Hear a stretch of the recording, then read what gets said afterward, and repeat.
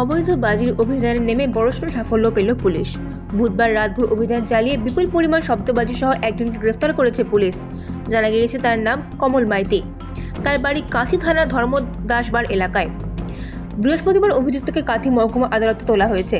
বিচারক তার জামিন নাকচ করে দিয়ে 5 দিনের পুলিশি হেফাজতের নির্দেশ দিয়েছেন। বৃহস্পতিবার সন্ধ্যায় কাঁথি থানার সাংবাদিক বৈঠক করেছেন কাঁথির অতিরিক্ত পুলিশ শুভেন্দ্র কুমার। गतकाल रात्रि बेलाয় कांथी थाना अंतर्गत अमरपल्लीते कांथी थाना पुलिस एवं एसओजी टीम मिलिए एक रेड करेছিল और एकजन अवैध बाजी कारबारीके अरेस्ट करेছে। ওর কাছ থেকে প্রচুর পরিমাণে আমরা अवैध বাজিগুলো সিজ করেছি। বাজিগুলোকে পরিমাণ প্রায় 2160 কেজি আছে और প্রচুর পরিমাণে বাজিগুলো ওর কাছ থেকে সিজ করা হয়েছে।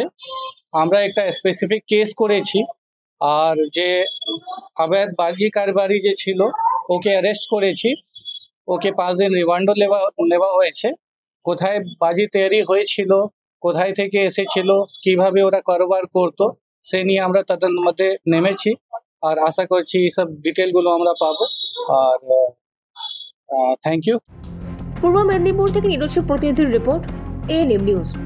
আরও খবরের আপডেট পেতে সাবস্ক্রাইব করুন আমাদের ইউটিউব চ্যানেলটি আর বেল আইকনে ক্লিক করুন নোটিফিকেশনস পেতে।